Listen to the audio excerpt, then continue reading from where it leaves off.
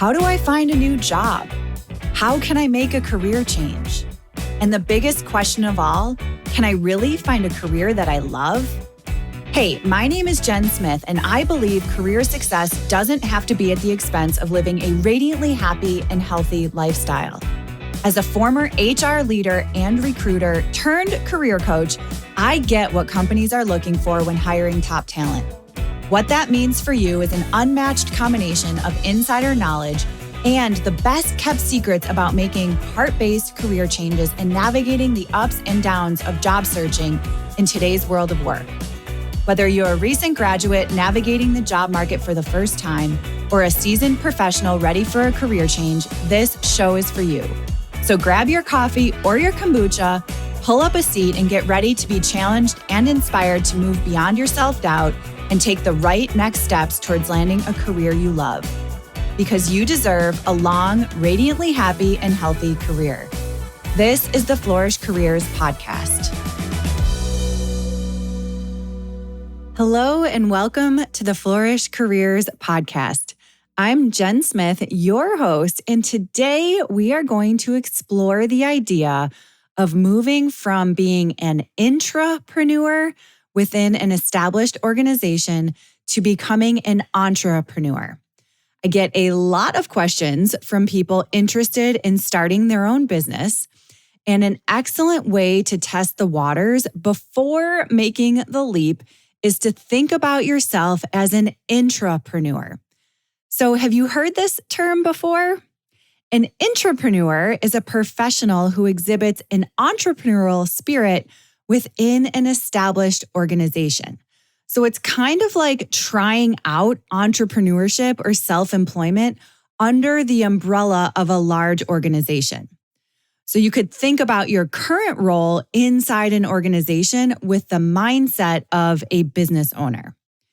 Transitioning from a structured environment of some type of corporate or business setting to the dynamic world of self-employment is a transformative experience.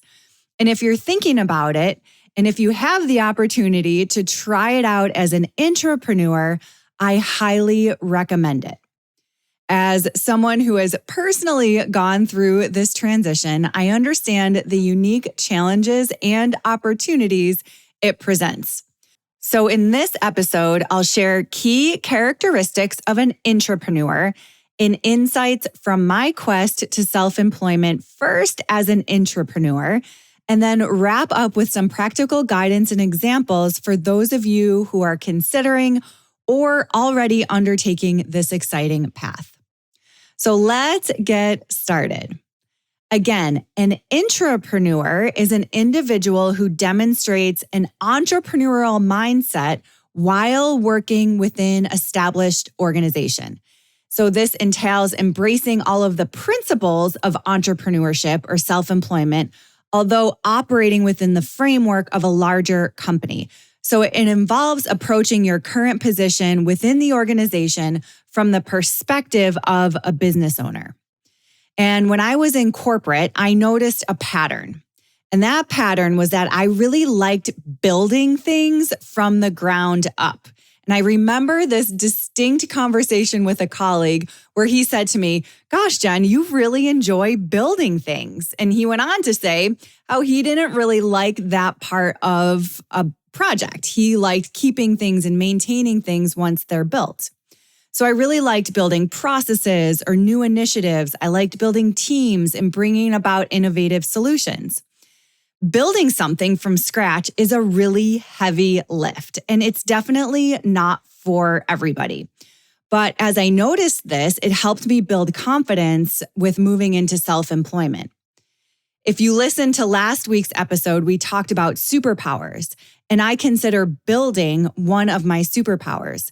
And again, noticing this really helped me with the confidence to move into self-employment.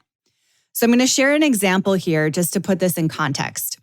So when I was working in the HR department at one of my former companies, I started to recognize the importance of preparing our organization for future talent challenges. It was very difficult to hire and recruit for some of our more technical and specialized positions. And obviously, technology is moving so quickly today.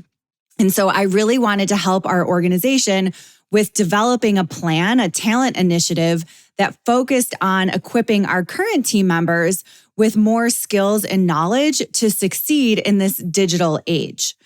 So what we did, I worked with a couple different departments to create this quote unquote future ready talent strategy.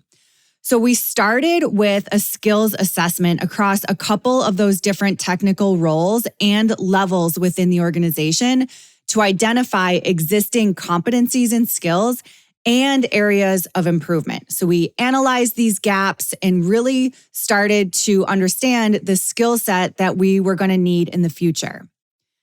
From there, we created a framework outlining these essential future skills that our teams needed to excel in a technologically driven environment. So this framework included both technical and soft skills. From there, we created some programs and integrated it into our learning management system. And these programs included e-learning modules, workshops, mentor programs, partnerships with external training providers. So we really wanted to blend lots of different learning approaches and combine that with both online, self-driven, and in-person experiences for maximum impact.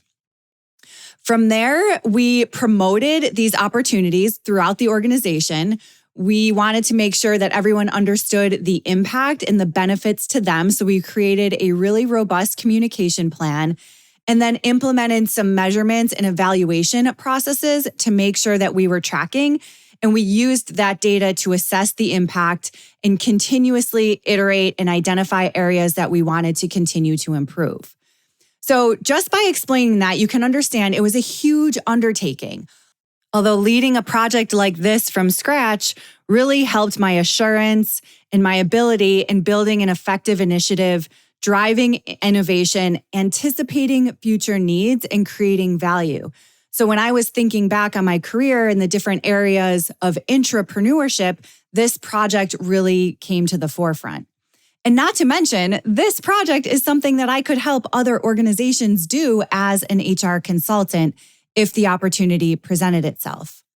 So if you've been thinking about how to test the waters as an entrepreneur, a project like that would be a great way to try it out. So now let's talk through some of the key characteristics or superpowers of an intrapreneur. And this can help you get a sense of whether or not this path might be a fit for you. So first and foremost, innovation and creativity. So intrapreneurs and entrepreneurs constantly are out there looking for ways to improve products or services or processes or initiatives. They generate fresh ideas and can think creatively to find solutions to existing challenges. So if you find yourself always looking for new ways to fix something, that might be a key indicator that you would be a fit for entrepreneurship. Also, intrapreneurs and entrepreneurs take ownership of their work and they proactively identify opportunities to drive change. So there's a high degree of autonomy and self-direction. Risk-taking is another characteristic. So intrapreneurs and entrepreneurs are comfortable taking calculated risks and they understand that failure is part of the learning process. So it's an opportunity to view challenges for growth and improvement versus a failure. Collaboration and influence is another characteristic of both intrapreneurs and entrepreneurs. So if you're someone who excels at building relationships and influencing others to support your ideas, you might actively collaborate with colleagues across different departments. And if that's something you really enjoy and that you're really good at, that might be an indication you could set yourself up as a very successful intrapreneur and or entrepreneur. And then the final characteristic I want to mention here is vision.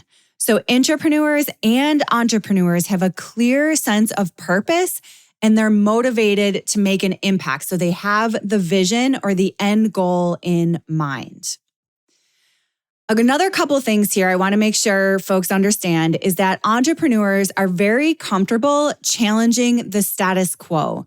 They think outside the box and they pursue unconventional approaches to problem solving. So you're not going to hear, this is the way we've always done it from someone who has an intrapreneur or an entrepreneurial spirit. So they're unafraid to experiment, learn from failures, and iterate their ideas. So then going back, intrapreneurship offers opportunities for innovation and autonomy within a larger organization.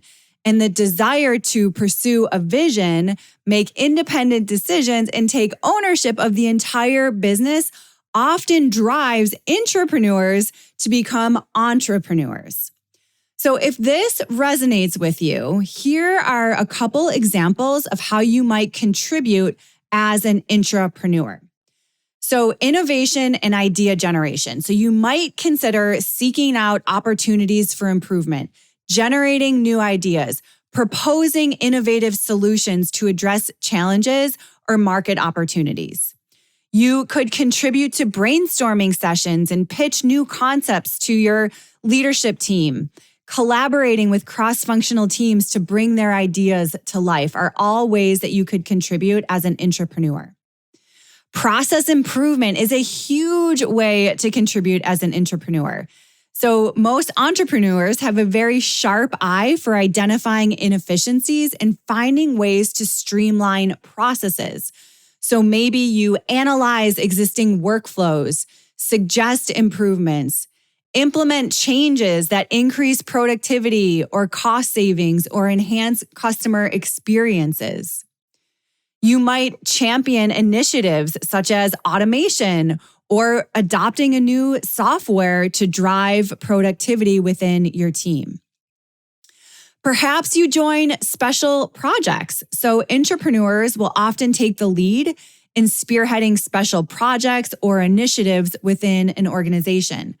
You might propose or develop a new product line or create pilot programs to test new concepts or exploring new markets.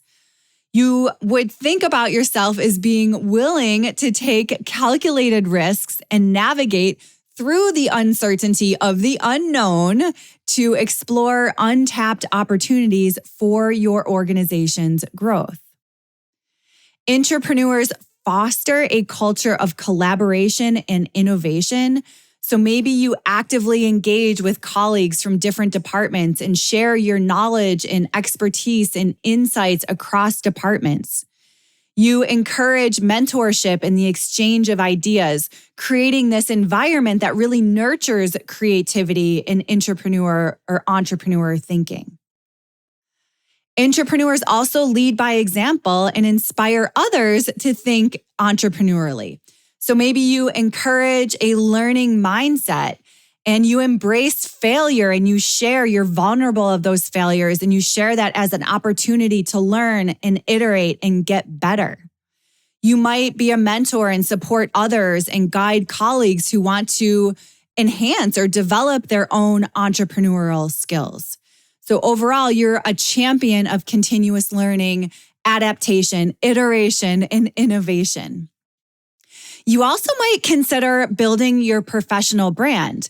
So maybe taking this a step further and building your professional brand around your entrepreneurial spirit. So perhaps becoming a thought leader by sharing your ideas and opinions more broadly, both inside and outside your organization. So by leveraging your entrepreneurial qualities, you can significantly impact an organization. You can contribute to companies' growth and their ability to adapt to our ever-changing market demands and dynamics. Ultimately, intrapreneurs play a crucial role in driving innovation and positive change throughout the organization. And you might love this type of role, and you can seek it out throughout your career under the umbrella of an organization, which is fantastic and can be a highly rewarding career path.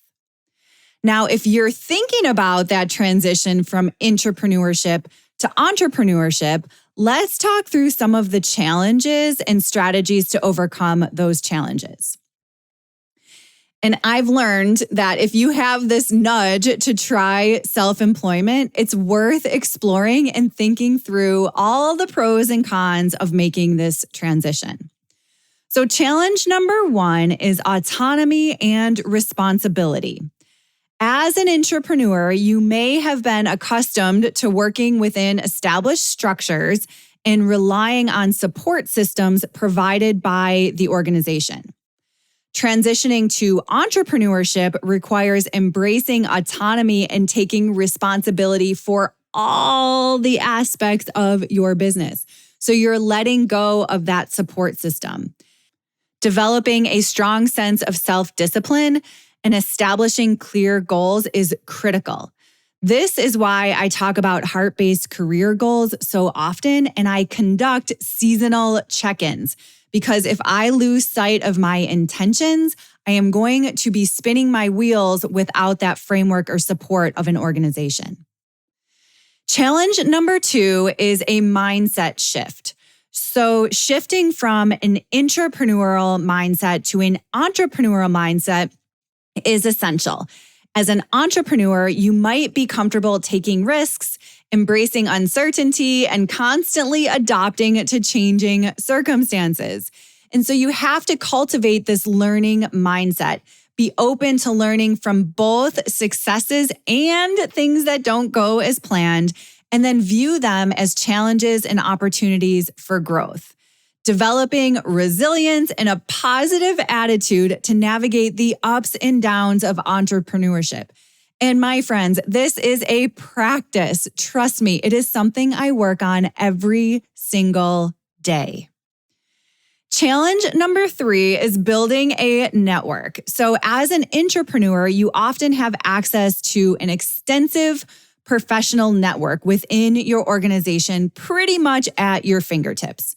As an entrepreneur, building a new network that supports your goals and provides valuable connection is crucial. So as an introvert, this was really hard for me, but one of the things that I did that is still working is joining online communities and really surrounding myself with people who are experiencing similar challenges or who can provide the guidance and support. I've also found it really helpful to attend industry events and online networking groups related to entrepreneurship. Challenge number 4 is financial considerations. So transitioning from a stable income in a corporate setting to the uncertain financial landscape of entrepreneurship requires some careful planning. So before making the leap, assess your financial situation, create a solid plan, and explore your options. So personally, creating a portfolio career with multiple income streams made this work for me. I'm not going to lie, it is still something I struggle with. It is nerve-wracking not having a stable paycheck each week or every other week or every month. Although the drive and the purpose behind my work outweighs that concern. Another thing that helped me make the leap from a financial standpoint was starting my work as a career coach and HR consultant as a side hustle while maintaining my steady income. So gradually transitioning from that full-time intrapreneur to a full-time entrepreneur with a side hustle was really helpful, knowing that once the business gained traction, I could let go of that intrapreneur role. Not to mention, you can do all of this planning as an intrapreneur while planning your quest to entrepreneurship. I can't stress enough the importance of staying true to your vision and remaining devoted to your goals. You're in it for the long haul. So entrepreneurship can be challenging, but it also offers huge rewards for personal growth and fulfillment. Now let's wrap up with a case study about Alex. Alex is a heart-based professional who is an extraordinary IT professional. But they were feeling a little tired and bored in their role within a large organization. So Alex explained many examples of how they worked as an intrapreneur within a leading tech company for years, utilizing their expertise to develop exceptionally creative solutions for implementing new technology, upgrading systems, and conducting risk assessments to safeguard sensitive information. They had a never-ending nudge to work independently and leverage their skills and knowledge in a different way, which led Alex to explore the idea of becoming a self-employed consultant. This took time, but while they were still working inside the company, they started a blog to share their knowledge and develop their voice. So they began working on building their external network this way, participated in a few different panel discussions, which is how they got their first independent client. And once Alex realized that they could be paid for their IT expertise, they decided to give it a shot. And Alex's transition from intrapreneur to entrepreneur was challenging. They had to navigate a lot of different intricacies of setting up and managing the business. However, Alex's determination and deep industry knowledge helped them overcome these obstacles and build a strong foundation for their consulting practice. So it was Alex's work as an intrapreneur that led them to become a successful self-employed consultant. So I hope this story explained a little bit about how an intrapreneurial role inside a company can help you become better equipped for self-employment should you consider going down that path. And if you have that little voice in the back of your mind that is bugging you to become an entrepreneur or at least explore self-employment, this is an excellent opportunity to give it a try. And I know from experience that that little voice isn't going to go away until you give it a try. So break out that heart-based career development workbook, which I'll add to the show notes, and start crafting your plan to try out an entrepreneurial project and test the waters as an intrapreneur. So in summary, working as an intrapreneur inside an organization is a fun and exciting way to explore what it might feel like to start a business without a ton of risk involved. Of course, if you decide to leap into self-employment, there will be challenges, including adapting to increased responsibility, mindset shifts, and building new networks. But ultimately, the choice between intrapreneurship and entrepreneurship depends on your heart-based intention, your signature traits, your risk tolerance, and your core and lifestyle values. Both paths offer unique benefits and challenges, and it's important to carefully consider your circumstances before deciding. So whether you pursue entrepreneurship or you see yourself as an intrapreneur, I encourage you to embrace your entrepreneurial spirit and seize the opportunities for growth and development. And to all the aspiring entrepreneurs out there, believe in your ideas, surround yourself with a supportive community, keep iterating, learning, and adapting. Your path will be filled with ups and downs, but through these experiences, you'll discover your potential and leave a mark on the world. So that's a wrap for this week. If you like what you heard, please consider providing a rating and review of the show. It helps more people like you find me. Thanks again for tuning in, and I'll talk to you next time.